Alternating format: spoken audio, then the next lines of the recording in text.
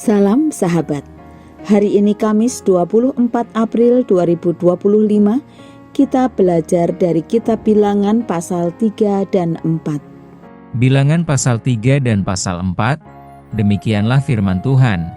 Inilah keturunan Harun dan Musa pada waktu Tuhan berfirman kepada Musa di Gunung Sinai. Nama anak-anak Harun ialah yang sulung Nadab, kemudian Abihu, Eleazar dan Itamar. Itulah nama anak-anak Harun, imam-imam yang diurapi, yang telah ditahbiskan untuk memegang jabatan imam. Tetapi Nadab dan Abihu sudah mati di hadapan Tuhan di padang gurun Sinai, ketika mereka mempersembahkan api yang asing ke hadapan Tuhan. Mereka tidak mempunyai anak.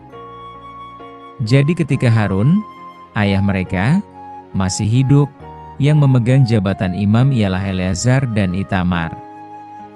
Tuhan berfirman kepada Musa, "Suruhlah suku Lewi mendekat dan menghadap Imam Harun, supaya mereka melayani dia. Mereka harus mengerjakan tugas-tugas bagi Harun dan bagi segenap umat Israel di depan kemah pertemuan dan dengan demikian melakukan pekerjaan jabatannya pada kemah suci.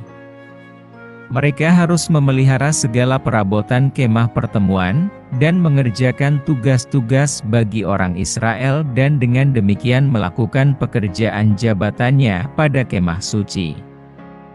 Orang Lewi harus kau serahkan kepada Harun dan anak-anaknya, dari antara orang Israel haruslah orang-orang itu diserahkan kepadanya dengan sepenuhnya. Tetapi Harun dan anak-anaknya haruslah kau tugaskan untuk memegang jabatannya sebagai imam, sedang orang awam yang mendekat harus dihukum mati." Tuhan berfirman kepada Musa, "Sesungguhnya, aku mengambil orang Lewi dari antara orang Israel ganti semua anak sulung mereka. Yang terdahulu lahir dari kandungan, supaya orang Lewi menjadi kepunyaanku, sebab akulah yang punya semua anak sulung. Pada waktu aku membunuh semua anak sulung di tanah Mesir, maka aku menguduskan bagiku semua anak sulung yang ada pada orang Israel, baik dari manusia maupun dari hewan, semuanya itu kepunyaanku, akulah Tuhan." Tuhan berfirman kepada Musa di padang gurun Sinai, "Catatlah Bani Lewi menurut puak-puak dan kaum-kaum mereka, semua laki-laki yang berumur 1 bulan ke atas harus kau catat." Lalu Musa mencatat mereka sesuai dengan titah Tuhan, seperti yang diperintahkan kepadanya. Inilah anak-anak Lewi dengan nama mereka, Gerson, Kehat dan Merari. Inilah nama anak-anak Gerson dan kaum-kaum mereka, Libni dan Simei. Anak-anak Kehat dan kaum-kaum mereka ialah Amram, Yizhar, Hebron dan Uziel. Anak-anak Merari dan kaum-kaum mereka ialah Mahli dan Musi. Inilah kaum-kaum orang Lewi yang ada dalam puak-puak mereka. Puak Gerson terdiri dari kaum Libni dan kaum Simei, itulah kaum-kaum Gerson. Jumlah pencatatan mereka ketika semua laki-laki yang berumur 1 bulan ke atas dicatat ada 7.500 orang. Kaum-kaum Gerson ini berkemah di belakang kemah suci di sebelah barat. Pemimpin puak Gerson ialah Eliasaf bin Lael. Yang harus dipelihara oleh Bani Gerson dalam kemah pertemuan ialah kemah suci dan kemah dengan tudungnya, tirai pintu kemah pertemuan, layar pelataran dan tirai pintu pelataran yang ada sekeliling kemah suci dan mezbah, dan talinya, termasuk segala pekerjaan yang berhubungan dengan semuanya itu. Puak Kehat terdiri dari kaum Amram, kaum Yizhar, kaum Hebron dan kaum Uziel, itulah kaum-kaum Kehat. Jumlah pencatatan mereka ketika semua laki-laki yang berumur 1 bulan ke atas dicatat ada 8.600 orang.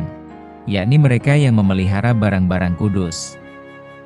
Kaum-kaum Bani Kehat ini berkemah pada sisi kemah suci sebelah selatan. Pemimpin puak Kehat dan kaum-kaumnya ialah Elisafan bin Uziel. Yang harus dipelihara mereka ialah tabut, meja, kandil, mezbah-mezbah, perkakas tempat kudus yang dipakai untuk menyelenggarakan ibadah, juga tirai, termasuk segala pekerjaan yang berhubungan dengan semuanya itu. Adapun pemimpin tertinggi orang Lewi ialah Eleazar, anak Imam Harun, yang mengawasi mereka yang memelihara barang-barang kudus. Puak Merari terdiri dari kaum Mahli dan kaum Musi, itulah kaum-kaum Merari. Jumlah pencatatan mereka ketika semua laki-laki yang berumur 1 bulan ke atas dicatat ada 6.200 orang. Pemimpin Puak Merari dan kaum-kaumnya ialah Zuriel bin Abihail. Mereka berkemah pada sisi kemah suci sebelah utara. Yang ditugaskan kepada Bani Merari untuk dipelihara ialah papan kemah suci, kayu lintangnya, tiang-tiangnya, alasnya, segala perabotannya, termasuk segala pekerjaan yang berhubungan dengan semuanya itu, juga tiang pelataran sekelilingnya, alas, patok dan talinya. Yang berkemah di depan kemah suci di sebelah timur, di depan kemah pertemuan, ialah Musa dan Harun serta anak-anaknya, yang mengerjakan tugas pemeliharaan tempat kudus bagi orang Israel, tetapi orang awam yang mendekat, haruslah dihukum mati. Jumlah orang Lewi yang sesuai dengan titah Tuhan dicatat oleh Musa dan Harun. Menurut kaum-kaum mereka, yakni semua laki-laki yang berumur 1 bulan ke atas, ada 22.000 orang.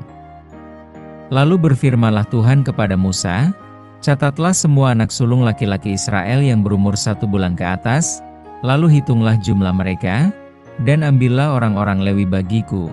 Akulah Tuhan, sebagai ganti semua anak sulung yang ada pada orang Israel, juga hewan orang Lewi ganti semua anak sulung di antara hewan orang Israel.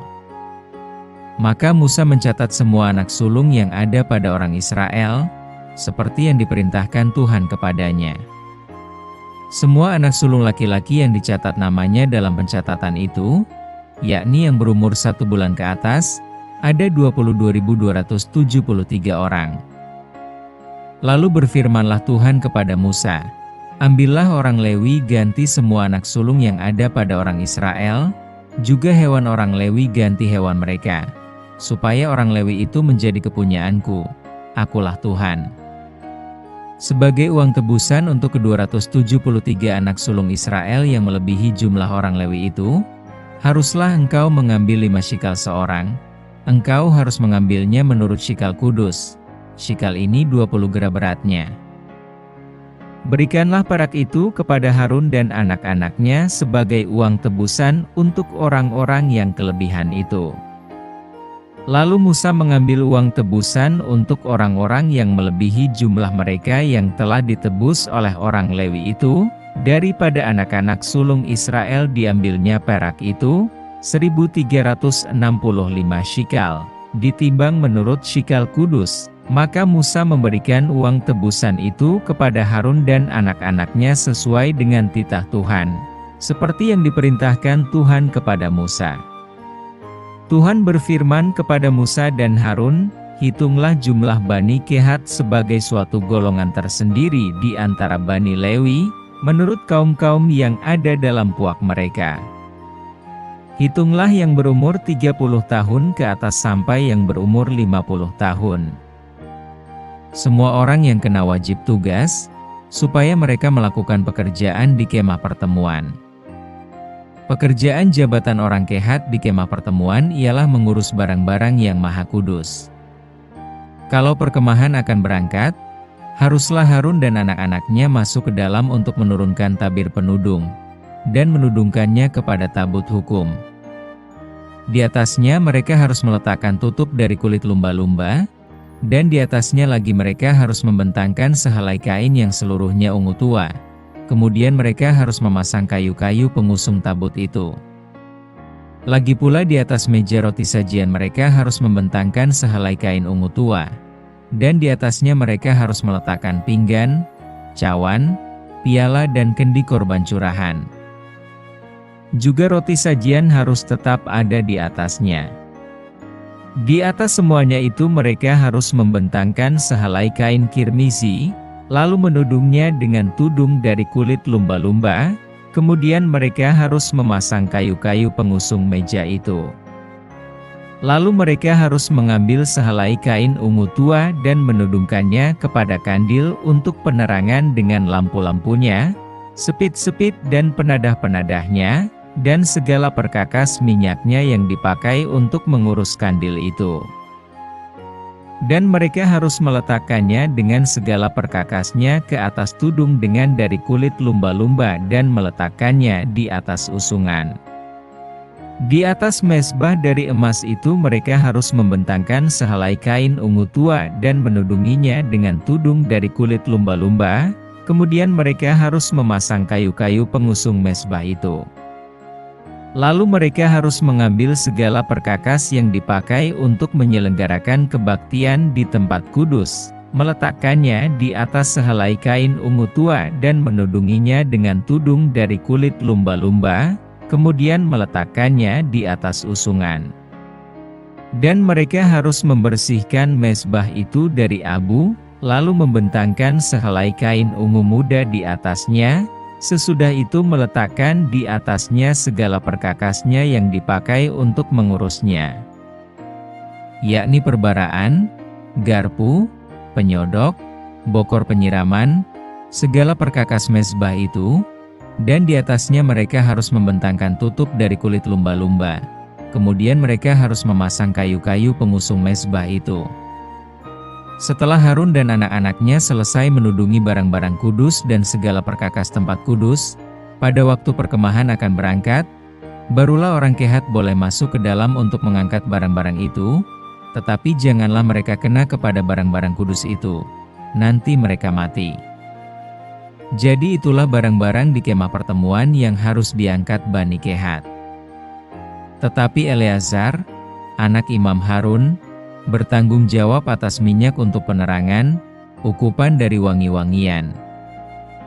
Korban sajian yang tetap dan minyak urapan, ia bertanggung jawab atas segenap kemah suci dan segala isinya, yakni barang-barang kudus dan perabotannya. Tuhan berfirman kepada Musa dan Harun, perhatikanlah supaya puak Kehat dan kaum-kaumnya jangan musnah binasa dari tengah-tengah orang Lewi.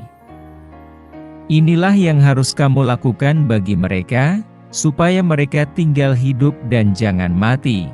Apabila mereka mendekat ke barang-barang maha kudus, Harun dan anak-anaknya haruslah masuk ke dalam dan menempatkan mereka masing-masing di tempat tugasnya dekat barang yang harus diangkat.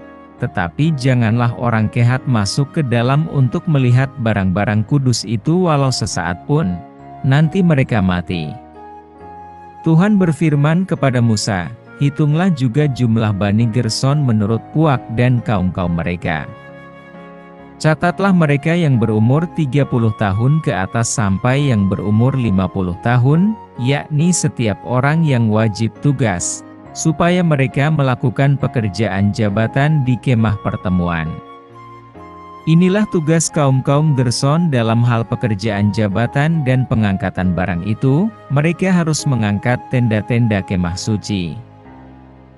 Dan kemah pertemuan tudungnya dan tudung dari kulit lumba-lumba yang ada di atasnya.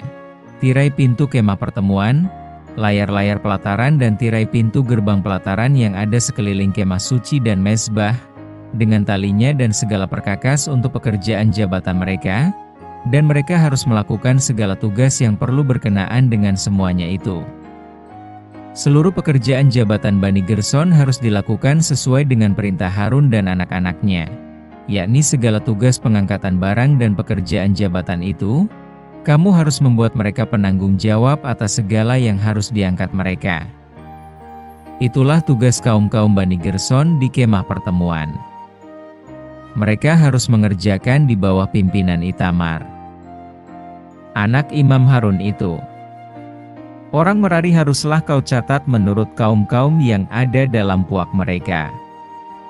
Catatlah mereka yang berumur 30 tahun ke atas sampai yang berumur 50 tahun, yakni setiap orang yang kena wajib tugas, supaya mereka melakukan pekerjaan jabatan pada kemah pertemuan.